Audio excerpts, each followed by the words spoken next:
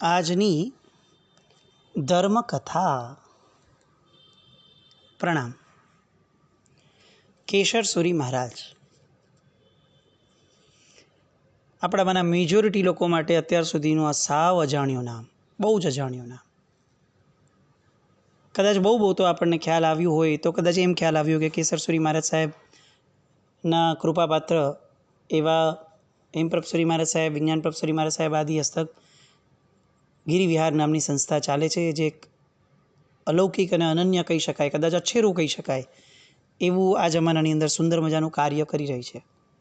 એના સિવાય કેશર સુરી મહારાજ સાહેબનો આપણો પરિચય લગભગ મિનિમમ હશે, જે હું માનું છું કે આપણો સૌથી મોટો ગુનો છે. કારણ કે આવા મહાપુરુષને ઓળખ્યા વગર આપણે જે અણઘડ જીવન જીવ્યા ધ્યાનની બાબતમાં, અને એના કારણે વિપશ્યના ધ્યાન શિબિરો, બહાર થતી કેટલીક ધ્યાનની ભઠ્ઠીઓ, આ બધામાંથી આપણે કંઈક થોડું ગોતવા માટે બહુ જ ભમ્યા. કોઈ પણ માર્ગ ખોટો છે એવી વાત નથી, પણ મને મારી માટે સિસ્ટમેટિક માર્ગ કયો છે એ મારા સર્વજ્ઞ ભગવાન નક્કી કરી શકશે. આ મુખ્ય વાત છે. પહેલાં મારે સ્ટેપ બાય સ્ટેપ સમજવું તો પડે કે મને શું જોઈએ છે. મને મારી ભૂખ જ ખબર નથી. મને ખબર જ નથી કે મારે માર્કેટમાંથી કયા શાક લાવવાના છે, અને હું શાકભાજી ખરીદવા માટે જાઉં અને જે ફેરીઓ જે શાક આપે હું લઈ લઉં, તો વાંક ફેરિયાનો નથી, વાંક મારો છે કે મેં નક્કી જ નહીં કર્યું કે મારી માટે કયા શાકભાજી ઉપયોગી છે અને મને ફળદાયી છે. આવી આપણી પરિસ્થિતિ. કોઈ જ જાતના પ્લાનિંગ વગર જીવવાનું. ઇવન ધર્મના ક્ષેત્રમાં પણ મને કયો યોગ ઉપકારી છે, ચાલો મને ધ્યાન ઉપકારી થાય છે એવું મને લાગે છે, તો ધ્યાનમાં કઈ રીતે આગળ વધવું? સૌથી પહેલાં શું કરવું? આસનમાં જવું, પ્રાણાયામમાં જવું, કે સીધું આમ આંખ બંધ કરીને હું આત્મા છું આવું ચાલુ થઈ જવું? કેમ આપણને સિસ્ટમેટિક રહેવાની તાલાવેલી કે આદત નથી? જૈન શાસન એ વ્યવસ્થા તંત્ર છે, અને વ્યવસ્થા તંત્ર એની માટે જ હોય કે દરેક વસ્તુ સિસ્ટમેટિક થાય. તો કેમ સિસ્ટમેટિક રહેવું ગમતું જ નથી? એ દિશા કેમ નથી પકડવી? એવો સવાલ આપણને આ કેશર સુરી મહારાજના ચરિત્રમાંથી ખરેખર પ્રગટવો જોઈએ, તો એ સાર્થકતા છે. કેશર સુરી મહારાજ સાહેબ ધ્યાનની જે દિશા આપી, આપણે લગભગ છેલ્લા કેટલાક દિવસોથી એ દિશામાં ફ્લોમાં છીએ કે ભાઈ સૌથી પહેલાં ધ્યાન એમણે કઈ રીતે સાધ્યું. હું આત્મા છું એ ભાવ સાચી વાત, પણ હું આત્મા છું આ અનુભૂતિના સ્તર પર કેવી રીતે લાવવું? તો ત્રાટક છે, અનાહત નાદ છે, એ આવ્યું. એ પછીથી ધીરે ધીરે અસંગપણું, એકાંતપણું, આ બધા ભાવો આવ્યા. સાધક કેવો હોય એવા કોઈ ગુણો કેળવ્યા વગર સીધા ધ્યાનમાં ઘૂસી જવું આપણે, અને પછી એક ભ્રમ પાડવો કે હવે તો આપણો મોક્ષ આમ ધડ. આ બધી વસ્તુઓ ક્યાંથી લાવશું અને ક્યાં લઈ જશે આપણને? એટલે એકાદ બે દિવસથી આપણે પ્રાણાયામ, આસનો, કુંભક, રેચક, બુરક, આ બધી વસ્તુઓ આને સમજવાનો પ્રયત્ન કર્યો. એટલા માટે કર્યો કે આ બધા શબ્દોને, પારિભાષિક શબ્દોને જાણ્યા વગર ધ્યાનમાં જવું અશક્ય છે. ખાલી એટલું કહી દેવું કે મન પવિત્ર છે એટલે બધું બરાબર થઈ જશે ઇઝ નોટ રાઈટ. તો આ કેશર વિજયજી મહારાજ, જેમણે તળાજાની ગુફાઓમાં અનન્ય ચમત્કાર કહી શકાય એવા ધ્યાન માર્ગને સાધ્યો. એમને અધુરાશ લાગી, પાલીતાણા આવીને પણ એમણે સાધ્યો, પણ હજી મન તૃપ્ત થતું નથી. હવે આ સિવાયનો માર્ગ ફાવતો જ નથી. પાલીતાણા એટલું પોપ્યુલર સ્થળ છે કે લોકો આવતા જ જાય છે. હવે એમને ગુમનામ થવાની લગ્ની લાગી, ખોવાઈ જવું છે, એવા અસંગ ભાવમાં વહી જવું છે કે જ્યાં કોઈનો સંગ મળી જ ન શકે, એવા ક્ષેત્રોમાં વહી જવું છે કે જ્યાં કોઈ ઓળખી જ ન શકે, અને જ્યાં ફક્ત આપણું તત્વ, આપણો માર્ગ અને આપણું લક્ષ્ય આ જ હોય. આવા કેટલાક વર્ષો પસાર કરવાની સાહેબને ખેવના જાગી. સાથે જીત વિજયજી મહારાજ સાહેબ તો હતા જ, એટલે જીત વિજયજી મહારાજ સાહેબનો પણ સપોર્ટ મળ્યો. હવે બંનેઓ એવું વિચારે છે કે આપણે કરવું શું? કારણ કે સાવ ખોવાઈ જશું તો પણ વાંધો છે, કારણ કે આપણને આલંબન તો જોઈશે, જ્ઞાન જોઈશે, અને જ્ઞાન માટે આગમ ગ્રંથો જોઈશે. તો આગમ ગ્રંથો વગરના સ્થળોએ જશું તો પણ મુકાણ. બહુ વિચારતા એમને બંને મહાત્માઓને એવો વિચાર સ્ફૂર્યો, કારણ કે જીત વિજયજી મહારાજ સાહેબ રાજસ્થાનના હતા. એટલે એમને એવું તરત ખ્યાલ આવ્યું કે મારું ગામ જે છે સંસારી ગામ, એ અમૃતસર નામનું ગામ છે, પંજાબવાળું અમૃતસર નહીં. આ અમૃતસર જેસલમેરની બાજુમાં આવ્યું છે. એટલે એમણે એવું નક્કી કર્યું કે આપણે મારવાડમાં જઈએ, અને જેસલમેરની અંદર ગજબનો જ્ઞાન ભંડાર છે, જેના પુસ્તકો, જેમાં આગમો વગેરે ભણતા ભણતા આપણને ચોક્કસ આપણે જેને શોધી રહ્યા છે એ આત્મતત્વના માર્ગની કંઈક ને કંઈકથી ઝાંખી પ્રાપ્ત કરાવી શકે એવા યોગો મળી જશે. સાહેબને વિચાર મનમાં બેસી ગયો, અને કેશર વિજયજી મહારાજ સાહેબે પાલીતાણાથી વિહાર કરી જેસલમેર જવાની વાતને હવે મનમાં દ્રઢ કરી. પણ એમને એમ થોડી થાય. ગુરુની ઈચ્છા, ગુરુની આજ્ઞા અને ગુરુ ભગવંતને આ વસ્તુ જણાવ્યા વિના આ ભાવ યથાર્થ છે કે નહીં એ પણ કેવી રીતે ખબર પડે? અને આ તો પાછા કેસર વિજયજી મહારાજ, એટલે ગુરુ વગર તો ડગલું ભરવાની, ગુરુની આજ્ઞા વગર વિચાર કરવાની પણ જેમની ખેવના ન હોય એવા સંપૂર્ણ સાધક જીવ, સ્વચ્છંદ એ એમના લોહીના બૂંદમાં પણ ક્યાંય મળે નહીં એવા આ મહાસમર્પિત ગુરુ ભગવંત. એટલે સૌથી પ્રથમ એમણે પત્ર વ્યવહાર કર્યો. પોતાનો અત્યાર સુધીનો પ્રોગ્રેસ જે આમ પણ એ અપડેટ કરતા હશે એ અપડેટ એમણે વ્યવસ્થિત એમણે કમલ કિશોરી મહારાજ સાહેબને આપી. જીત વિજયજી મહારાજ સાહેબની પણ અપડેટ અપાઈ. અને બંને મહાપુરુષો હવે આ દિશામાં વધુ આગળ વધવા માટે પાલીતાણાને નડતર સ્વરૂપ ગણી રહ્યા હતા, કારણ કે અહીં અસંગ અને એકાંત મળવું બહુ મુશ્કેલ થતું હતું. અને એના કારણે સાહેબ અમે આ વિચાર કર્યો છે કે જો આપ અનુમતિ આપો તો સાહેબ મારવાડ વયા જવું છે. અને આ મારવાડ, આ એ સમયની વાતો છે જ્યારે મારવાડ સંપૂર્ણપણે ઉજ્જળ દશામાં મેજોરિટી ઓફ ધ પાર્ટમાં હતો. ત્યાં વિહાર કરવો એટલે પાણી વગર ટળવળતા રહેવું, કેટલાય ગામો, કેટલાય લાંબા લાંબા ક્ષેત્રો સુધી જૈનોના ઘર ન મળે, ગોચરીનો યોગ ન મળી શકે, કાંટાળા રસ્તા, જંગલવાળા રસ્તા, કાંટાઓથી જ ભરેલા રસ્તા, ડુંગરની અંદરથી સાવ વિકટ કહી શકાય એવા દુર્ગમ રસ્તાઓ, આવું મારવાડ. પણ એ બધું કોને નડે? નબળા મનના માણસોને 50,000 વસ્તુ નડી શકે, અને સબળા મનના માણસ એની અંદર 50,000 નહીં 5,00,000 વસ્તુઓનો સામનો કરવાનું બળ આવી શકે, કારણ કે મનના જીતીએ જીત છે. અને અહીંયા મન તો જીતાયેલું જ હતું. એટલે તરત જ કેશર વિજયજી મહારાજ સાહેબે કમલસુરી મહારાજ સાહેબને આ વિનંતી પત્ર લખ્યો. પોતાના મનની ધારાઓ સમજાવી, આજ્ઞા માંગી, સાહેબ આપ અનુમતિ આપો તો જ જવું છે. કેસરસુરી મહારાજ સાહેબ આ પોતાના શિષ્યોની બધી વાતોને બહુ સુપેરે જાણી શકતા હતા, અને પોતે પણ આ યોગના બહુ મોટા હિમાયતી હતા. એટલે એમણે બહુ જ સહર્ષ રીતે અનુમતિ આપી, અને આ મહાપુરુષોનો માર્ગ હવે ખુલ્લો થયો, અને મારવાડ તરફનો વિહાર શરૂ થયો. જેસલમેર જવાનું નક્કી થયું હતું. એટલે વિહાર શરૂ કર્યો પાલીતાણાથી, અને નવાગામ, સણોસરા, ઉમરાળા, વાડા, પચ્છેગામ, બોટાદ, રાણપુર, ચૂડા, આ બધા ગામો થઈને વઢવાણ કેમ્પ આવ્યા. વઢવાણ કેમ્પ એટલે સાહેબનું મૂળ વતન, એટલે ત્યાં કેટલાક દિવસ રોકાવું પડ્યું. વ્યાખ્યાન આદિનો લાભ પણ આપવો પડ્યો. અને એમાં પણ હવે જે પ્રમાણે વ્યાખ્યાનની ધારાઓ બદલાઈ, કારણ કે હવે તો મન જ બદલાઈ ગયું છે, તો શબ્દો તો બદલાવાના જ. એટલે આ ધારાઓ એ એટલી બધી અપીલ કરવા લાગી કે આખા ગામને એવું લાગવા લાગ્યું કે આખા ગામનો તેજસ્વીમાં તેજસ્વી યુવાન એ આપણી વચ્ચે અત્યારે પાટ ઉપર બેઠો છે આટલી નાની ઉંમરમાં. અને આવી ગંભીર વાતો વયોવૃદ્ધ વ્યક્તિઓને પણ કદાચ ન સ્ફુરે એવી જબરદસ્ત જ્ઞાનની ધારા એ વહાવે છે. એટલે એની માટે ઘણા બધા સમય માટે રોકાવાની પણ આવી વિનંતી વગેરે થઈ, પરંતુ આગળ વિહારની વાત કરી અને મુક્ત કંઠે બધાએ જે પ્રશંસા કરી એને ફક્ત ઉદાસીન ભાવે સાહેબે સંવેદી અને ત્યાંથી આગળ વિહાર કર્યો. એ પછીથી વિરમગામ પધાર્યા, ભોયણીજી ગયા, ચમત્કારી એવા મલ્લીનાથ દાદાને ભાવપૂર્વક સ્તવ્યા.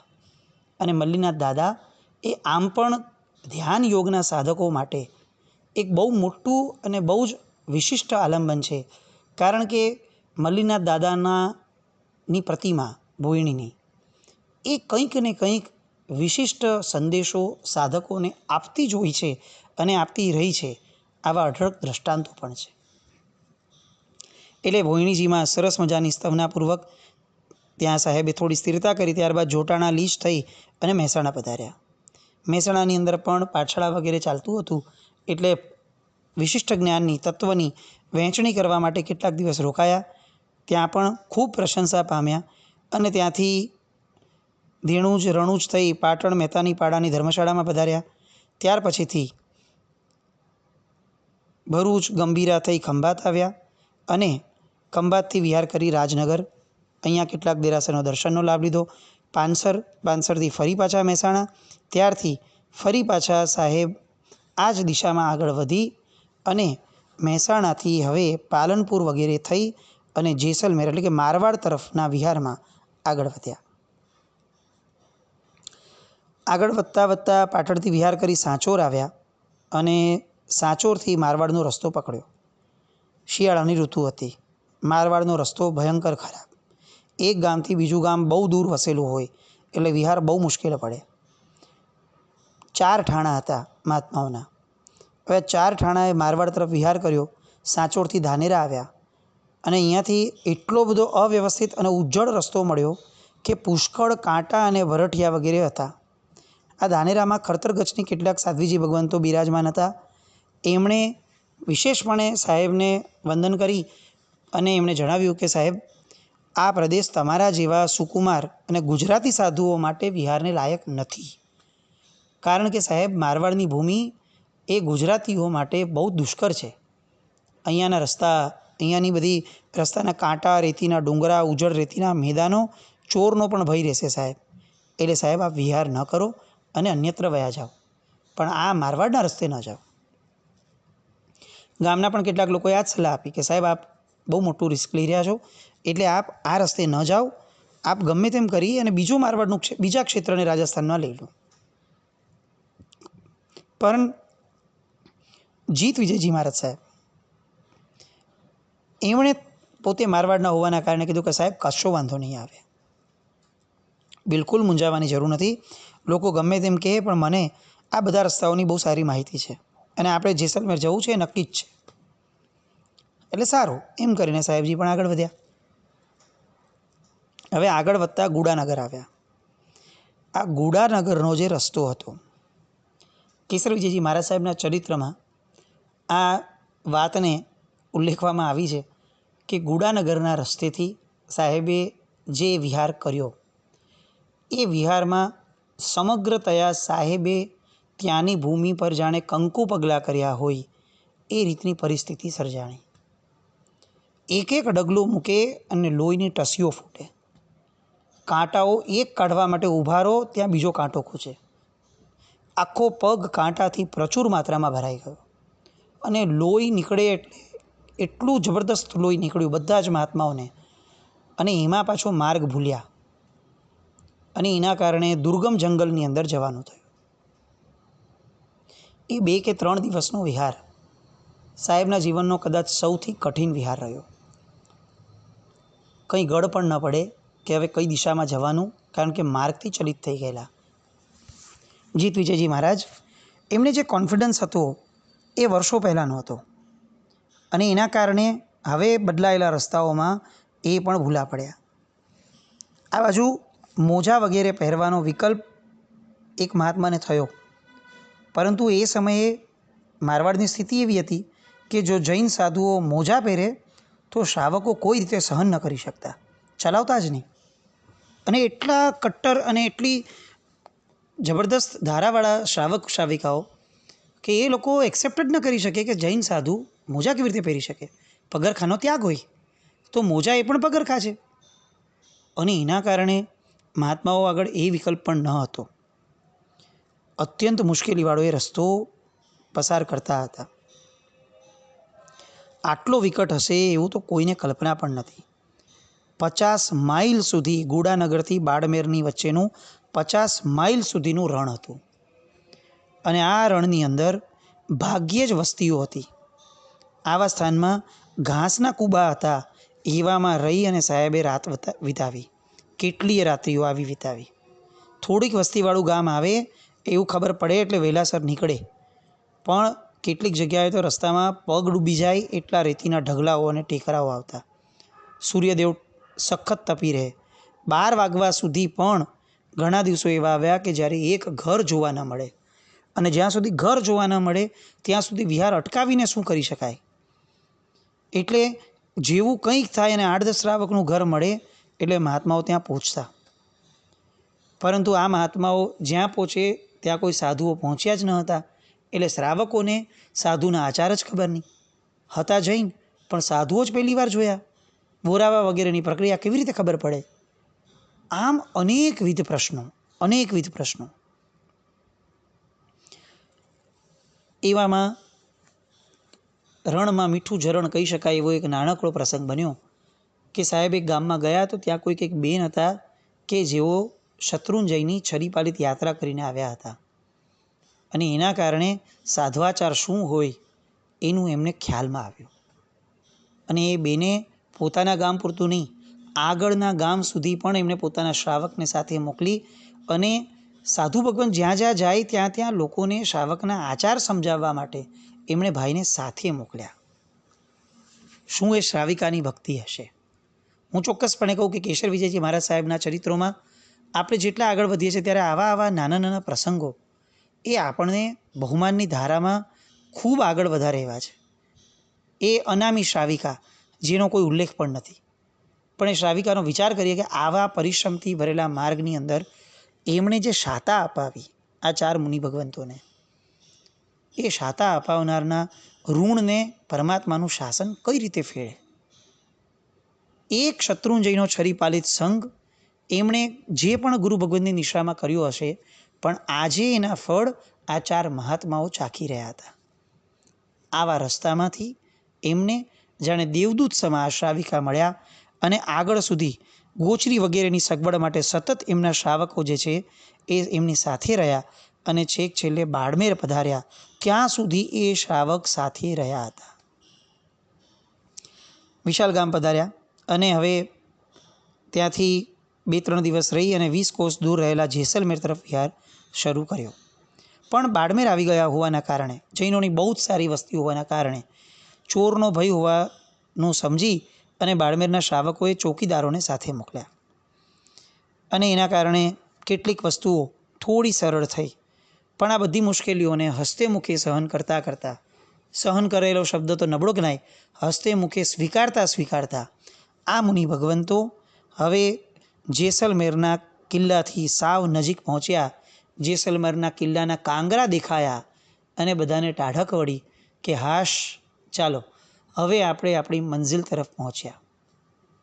મજાની વાત એ હતી કે જે પાલિતાણા ધ્યાન માર્ગને સેવવા માટે છોડ્યું હતું, એ ધ્યાન માર્ગ આટલા દિવસો સુધી સંપૂર્ણપણે વિખૂટો થઈ ગયો, કારણ કે પરિસ્થિતિઓ સંપૂર્ણપણે પ્રતિકૂળ હતી.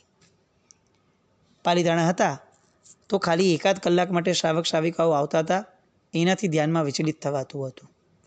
પણ આ પાલિતાણા છોડ્યું અને દિવસો મહિનાઓ ગયા અને ધ્યાન માર્ગ જાણે સાવ દૂર થઈ ગયો એવું અનુભવવા લાગ્યું. દુઃખ ચોક્કસ થયું હશે, પણ સામે પક્ષે જેસલમેર પહોંચ્યા છીએ.